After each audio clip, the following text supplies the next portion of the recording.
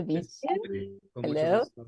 Hi. And Fabio was telling that this is the 21st language week, and all centers in Argentina are working on it.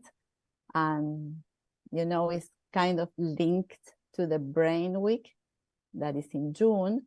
And the topic of this year was music as a bridge for interculturality, let's say. Mm.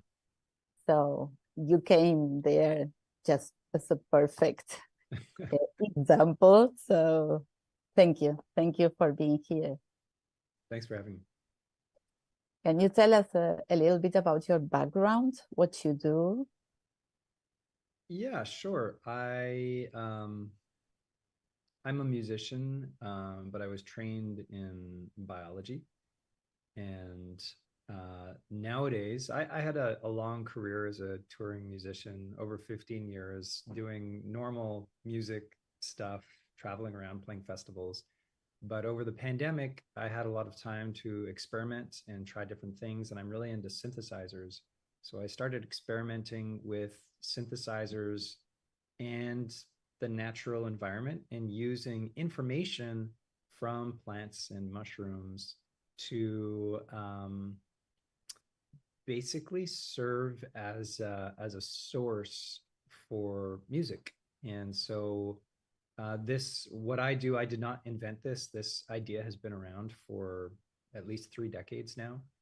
And it's a really wonderful way of incorporating plants, mushrooms, and even sunlight and electromagnetic radiation, all of these things that are happening around us all the time. But at least for me, most of the time, I'm not really paying attention as much as I could. So it's a really beautiful way of incorporating the depth of what's happening around us in every moment into music. And I find that for me personally, when I can listen to it as music, I'm more aware of what's happening. So it's a way of sort of translating bioelectricity, electromagnetic radiation, different sources of vibrations and frequencies into sounds that we can hear, which kind of brings me more deeply into the present moment. It is incredible. Yeah, I found that you said, let me read it to you. The value of listening to plants is about being super present in the moment with nature. And I connected it so quickly because I could understand this rooted the concept for me. Yeah, and I think it's important to say also that one does not need all of this technology to listen to plants. Indigenous cultures all over the world have been having a direct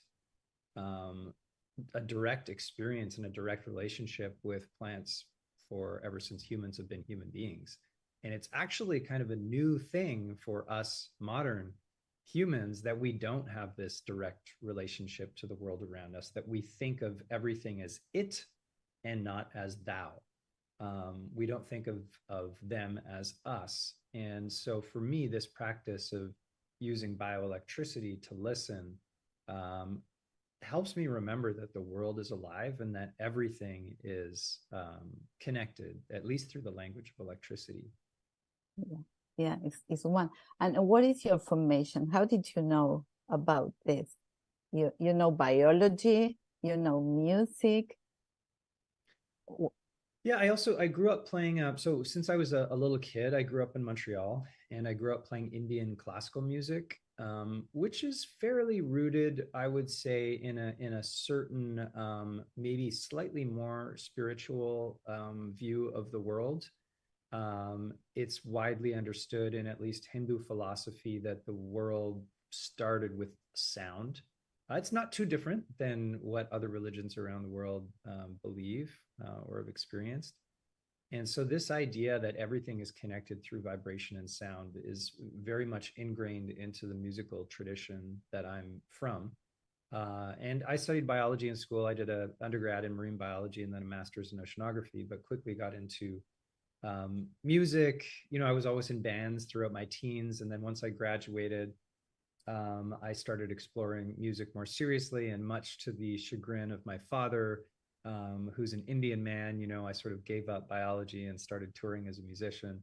So I think in this practice of modern biology that I'm doing now, it sort of brings together all of these different influences, the Indian classical side, the sort of spiritual nature of sound, biology, and then synthesizers and electrical circuits and all of these other things, which I continue to learn a lot about. So again, I think it's also important to say that there's a wonderful biologist called Monica Gagliano who does a lot of work on plants. She actually has a book called Thus Spoke the Plant, and I've read every paper that she's written, and she's absolutely fantastic. And she points out that, you know, we have to be careful when we're talking about plants speaking. We have to be careful that we're not robbing them of their own voice. It is true that plants, we know this, plants communicate, or plants make sound rather at extremely high frequencies and extremely low frequencies that we cannot as humans hear. We only have a range of about 20 hertz to about 20,000 hertz. And there's studies that have shown how tomato plants scream, you know, when they're being cut down or in response to shorter. Wow. And we can't hear those frequencies. So there is something there that could be a form of communication that we can't hear. There's also been studies that show that trees are communicating in these like very low frequency vibrations that we can't hear either.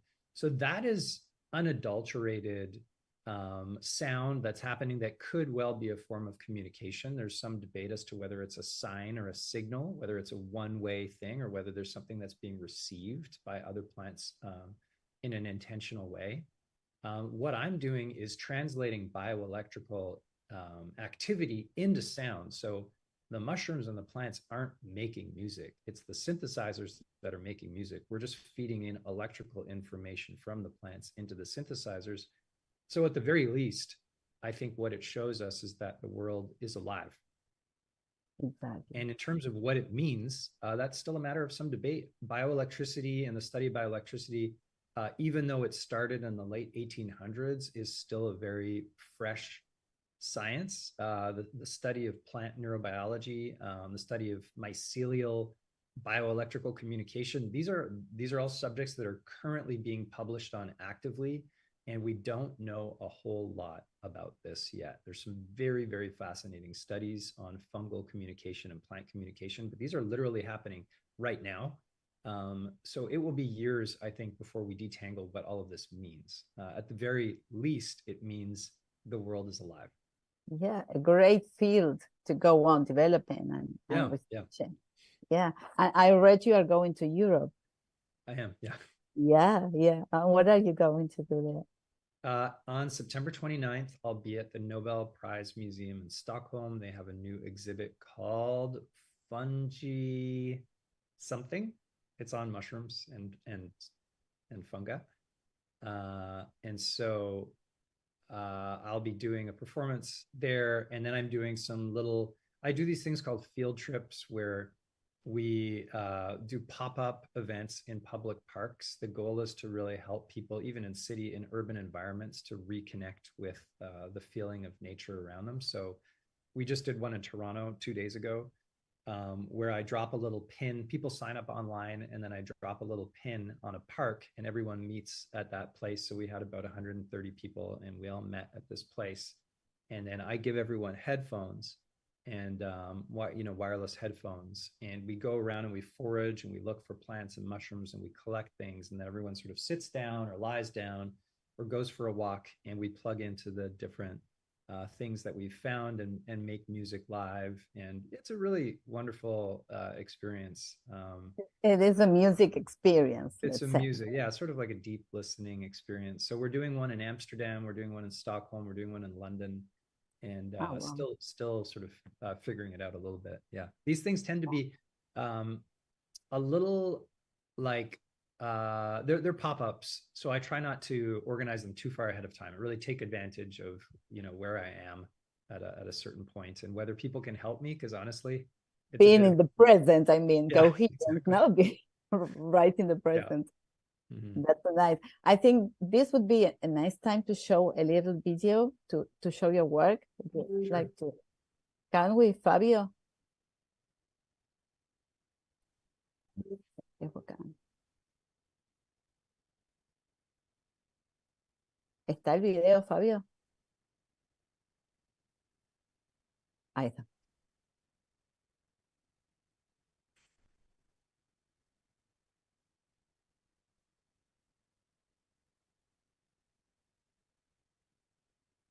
You at work.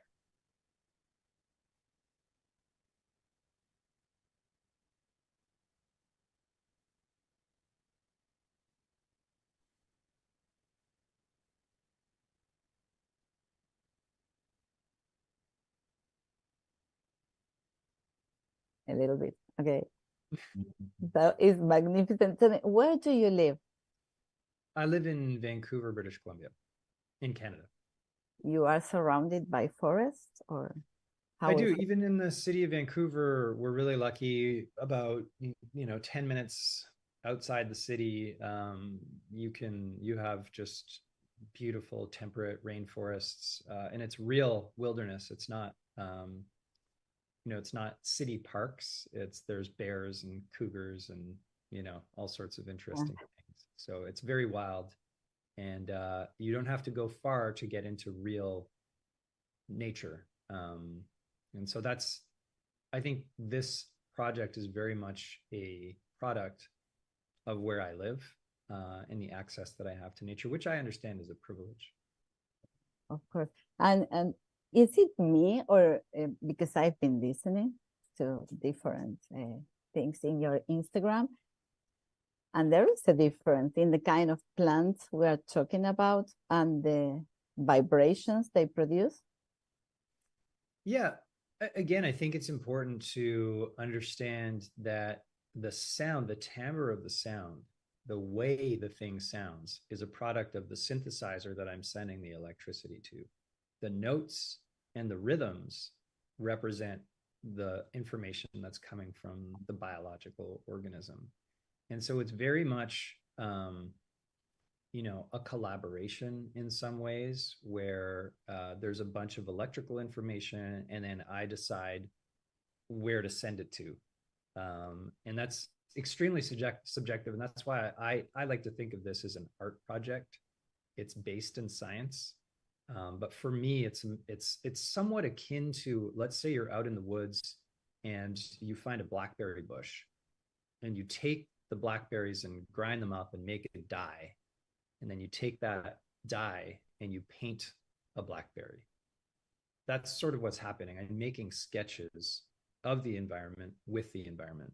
So it's sort of, there's a circular thing that's happening, where it's very, very subjective. If somebody else took the same plant or the same mushroom and put it into a synthesizer, they might have a similar amount of activity, but the way it sounds would be up to them to interpret, because at some point in time, you're translating electrical information into sound. So you have to make a call on what it's going to sound like. Mm-hmm. Some people who do this work decide to just keep pitch totally out of it and just have it hit a single oscillator. So all you're hearing is sort of a rhythm every time there's a firing. And I think that's interesting. But it's also quite monotonous. And if you're trying to listen to that for an hour, it would take a certain kind of person to be really interested in listening to that for an hour. Whereas if you incorporate pitch and timbre and are changing things, it becomes a lot like the experiments of people like Brian Eno and Terry Riley back in the 60s and 70s, like a generative music, almost like a cybernetic experience where with enough variables, you're creating a constantly evolving soundscape that never repeats itself. And at the source of the soundscape is this information coming from the environment. So I also use like sunlight and electromagnetic radiation to change filters and modify sounds. And so there's all of this feedback coming from the environment where it's almost like a wind chime. There's all of this information coming through, and we're just generating music from that information. But that generation of music, that translation is very subjective. And that's, I think, where the art comes into it. Yeah, and also I think you say subjective because the image, the visual aspect as well. Yeah. I love sunflowers, and I thought the sunflower music was sweeter than the rest.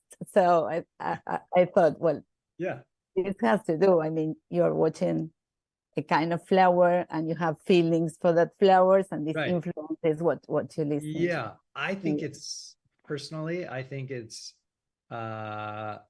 we discovered in physics decades ago now that there's this observer effect that happens when you're doing science. Like, it's impossible for us to be objective in this relationship that happens. And so I embrace that subjectivity. There are certain people who are like, no, you can't do that. You have to, I don't think I can be, I love this personal, emotional relationship. And I think that's what I'm trying to do with my work. Like, there's the social media stuff, which is great.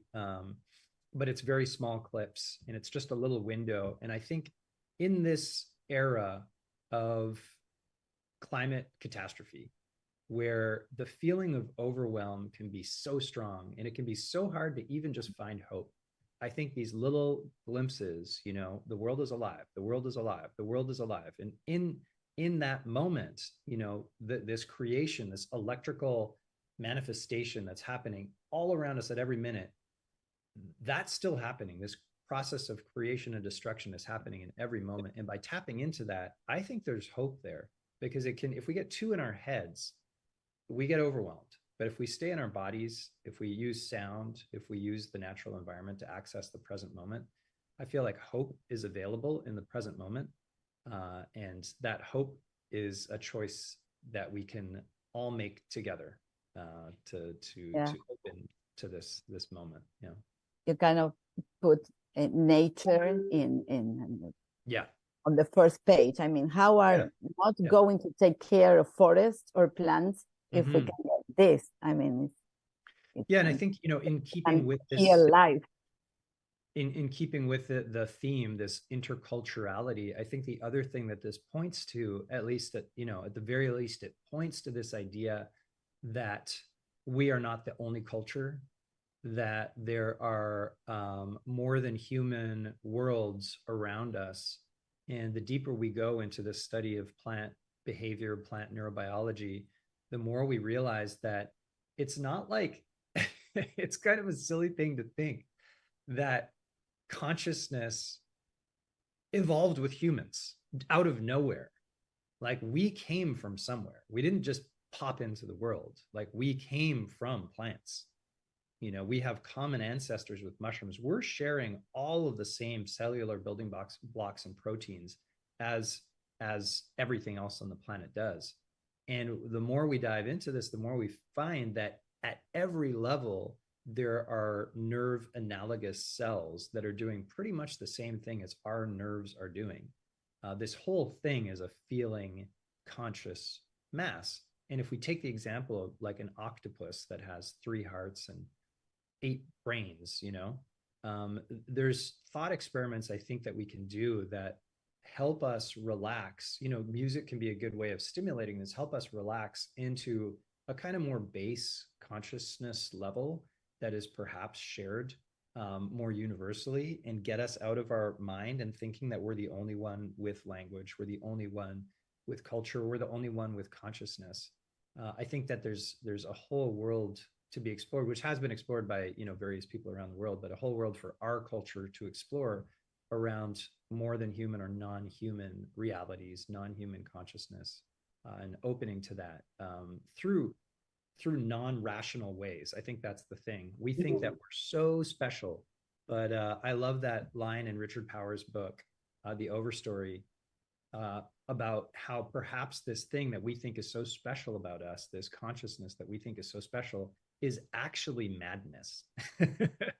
Good, yeah. A particular form of madness, which is driving us to destroy our own species, Well, let's put it aside. Yeah, completely. And relax and enjoy and recognize and acknowledge. I mean, so many verbs come to mind as regard nature, and music is such a good bridge, I think, for that, isn't it? Especially without language. It's an international language. We can relax and be immersed. I was thinking when I listened to your music about this immersed painters, the artists, they do with Van Gogh and different kind of art. Right. Yeah. This is for that. This is like an Right. emotion. I mean, it's so good. Mhm. Excellent what you do. I really appreciate being here, and it was connected to the Brain Week. I told you before, it was completely connected to the Brain Week, and I'm very glad to have known you. You know, I have 4 children, but they already knew you. I didn't. Oh, nice. Right. Yeah, they knew. So when I told them I was going to be interviewing you, oh yeah, I mean, so naturally is that because, you know, young people and yeah, the media, they know, they knew. And now I'm super glad. Thank you. I'm honored. I appreciate your work so much, and thanks. I love it. I love it. Thank you, Grace. Thank you, Tarun. Thank you, Grace. And we have a question on the chat. And the question is, with which instrument you can take the energy of plants, and in which unity it can be measured? Yeah, so this work that I'm now a part of started in the late 70s, shortly after the book The Secret Life of Plants came out, where there was a gentleman called Clive Baxter, who used to be a CIA lie detector operator. He started using a galvanometer, which is the instrument that you see in old movies, where you hook an electrode up to, you know, this thing and an electrode to your other thumb. And then as your conductivity changes, as your emotions change, it sort of shows a spike on this chart. So he started using that for plants and doing all sorts of wild experiments where he would like cut down a plant in another room, and then the plant in this room would respond to it with a galvanometer. And shortly after that, there was a intentional community called Damanhur in Europe, who started using that same idea of a galvanometer, but when it did a spike, they turned it into a note, a musical note. So all you're doing is sending a small current through a plant or a mushroom, and as the conductivity changes, as it's going about its life, doing whatever it's doing, it's sort of sending these impedance changes to a machine. There are so many different ways that these machines can be made almost for free on the internet. There's YouTube tutorials on how to build them yourself, because actually it's actually very simple, using a few chips, like a 555 microchip, and like a breadboard. You can make your own for under $20. And so what I love about this too is that the first people who really started experimenting with this in North America, this gentleman called Sam Kusamo, who runs a company called Electricity for Progress, he made all of his stuff open source. So you can access all of the code and make your own stuff. And there's also, if you want to buy a pre-made one, there's all sorts of places on the internet where you can buy pre-made ones. And they're all using essentially the same idea of this galvanic resistance, turning it into notes and rhythms. And then there's, from there you can get more complicated. And so I use some equipment that allows me like a lot more control over what's happening and allows me to make some more decisions about stuff. But essentially it's all the same thing. It's like grade 6 level. It's simple. We can follow you on Instagram, Tarun Nayar. Yeah. If you look up modern biology on Instagram, you'll find me. Yeah. Excellent. Bueno, thank you, Tarun. Many thanks to you, and your project is very, very cool. Seguimos con las próximas actividades de la Semana de los Idiomas. Muchas gracias, Grace, también por estar acá, por acompañarnos. My pleasure. It was Thank a pleasure. you very much. Thank you very much. Thank you so much. Thank you. Thank you. Y bueno, seguimos y nos vemos en los próximos eventos. A todos los que nos están mirando y acompañando, pueden seguir a Tarun también ahí a través de Instagram, en YouTube. Hay muchos videos que pueden también verlo y acompañar su trabajo, que están muy interesantes todos, así a partir de las plantas, la conectividad, la conexión que uno tiene con la naturaleza y que se pueden generar estos intercambios en estas intersecciones, ¿no? De conocimiento, tanto de la biología, de los idiomas, y también de la música, que está en todos, como dijo Tarun. La naturaleza nos habla. Nature is speaking to us. Yes. Exactamente. Yes. Bueno, nos vemos y seguimos ahí en contacto para las próximas actividades. ¿Sí? Chao. Chao, chao, hasta luego.